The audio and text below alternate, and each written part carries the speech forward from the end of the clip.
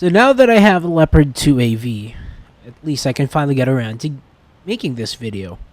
I know my post about this generated a bit of controversy because I wanted the 2AV in the US tree. So today I'll explain my reasoning behind it both historically and gameplay wise.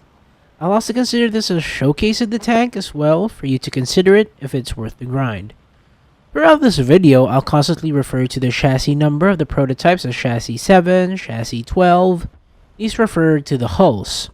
When I talk about specific turrets, I will refer to them as turrets combined with their numbers, and the tank with the hull and turret would be called the PT number followed by the T number of the turret, like PT16, T14 mod, just to be clear and precise to avoid confusion.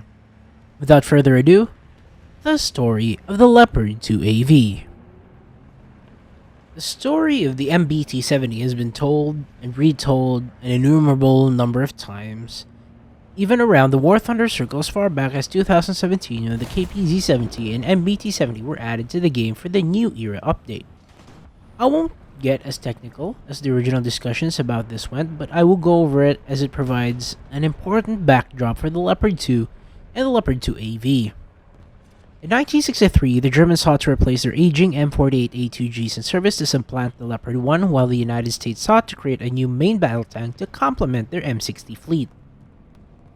They signed an agreement that would jointly develop the new main battle tank on the requirements that we would see on the MBT and KPZ-70.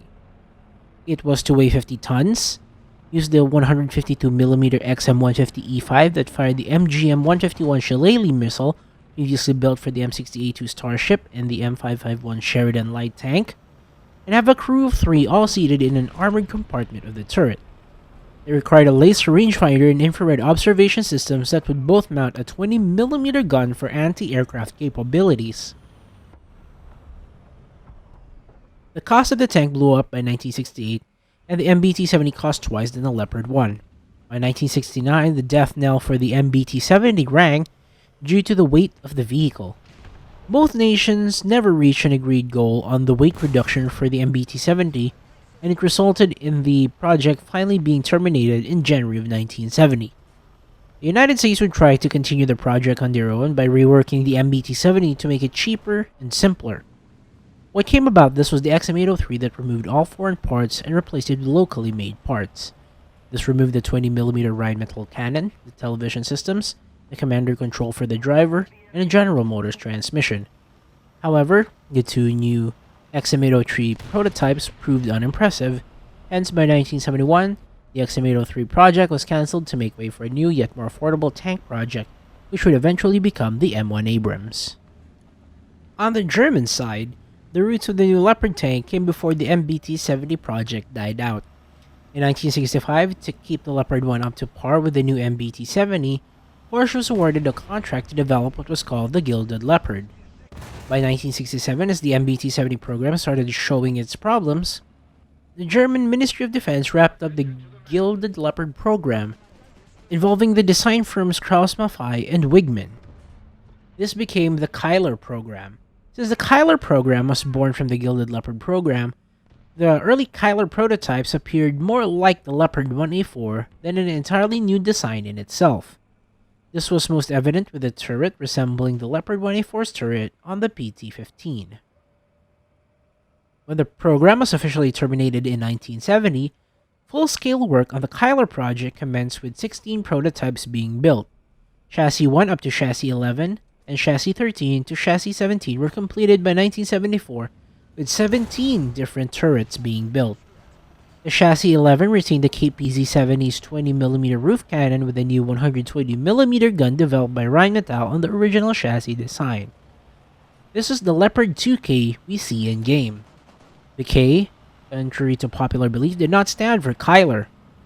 It stood for Kanone, or gun, in German, as development work on a Leopard 2FK was done in parallel but cancelled very early for practical and economical reasons.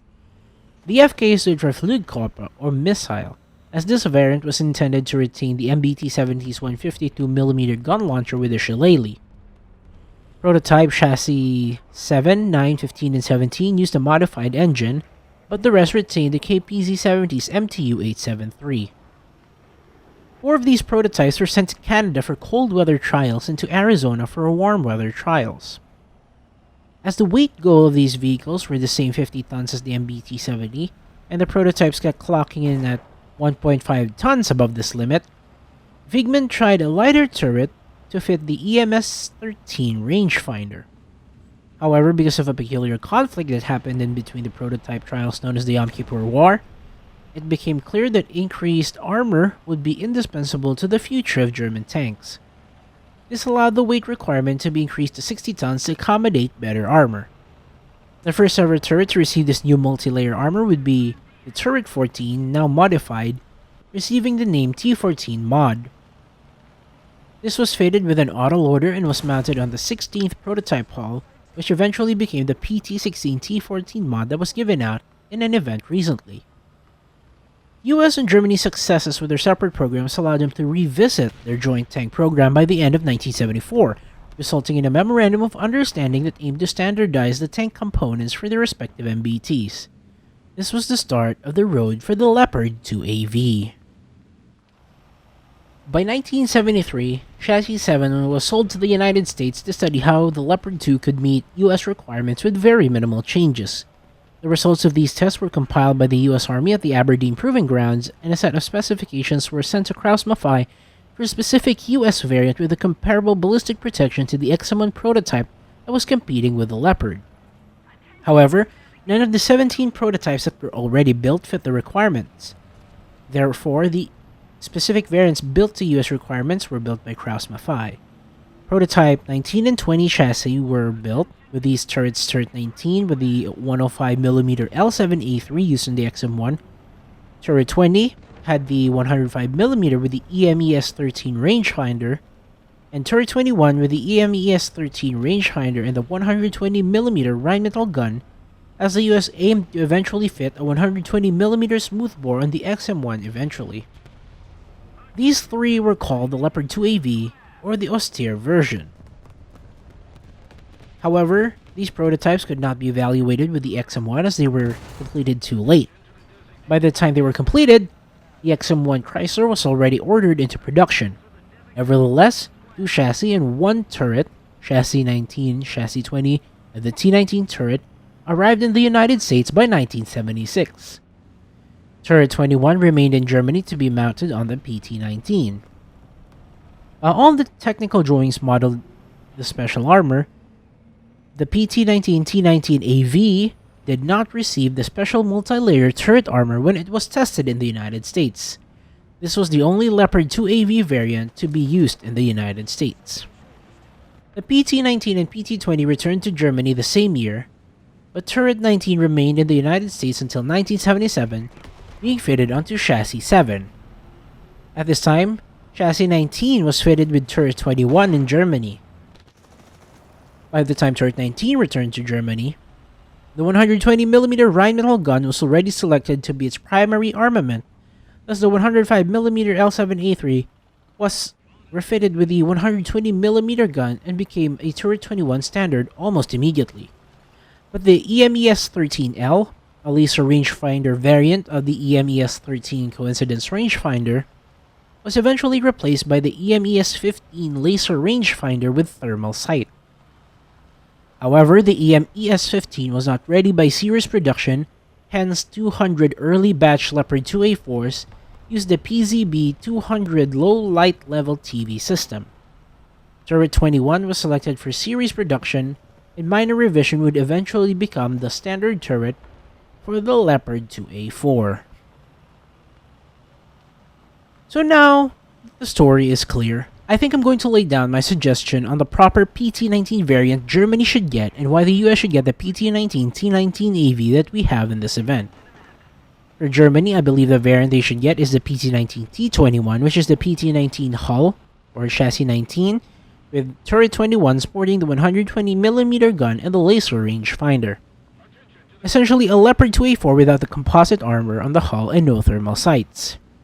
They could also have the PT-20 T21, which would essentially be the same performance-wise, but just to create a separation between the PT-19 T19 and the PT-20. I believe the US should get this event's PT-19 T-19AV because 1. It was built to the US Army specification.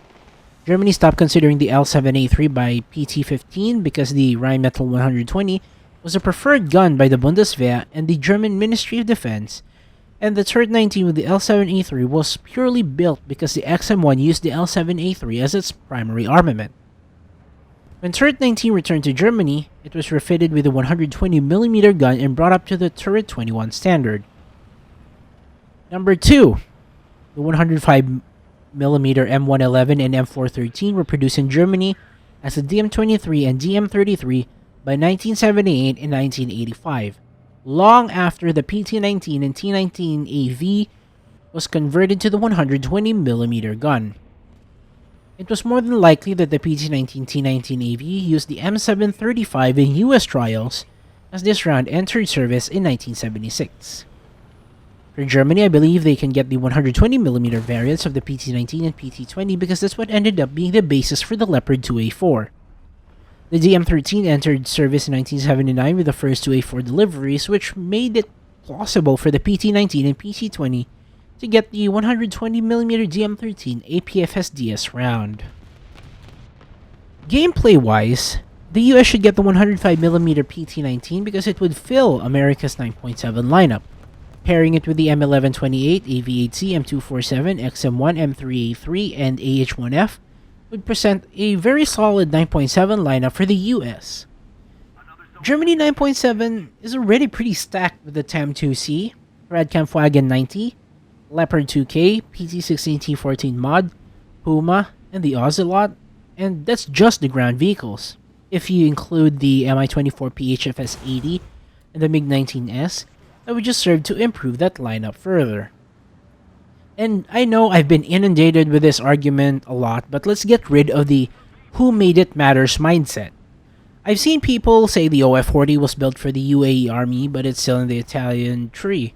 Yeah bro, where's the UAE tree in War Thunder? If you only go for who made it as an argument, you're essentially deleting the Israeli air tree in its entirety and reducing the ground tree to 2 tiers. Let's take a look at the Jagdpanzer Kühlhaus A2 in the German and French trees.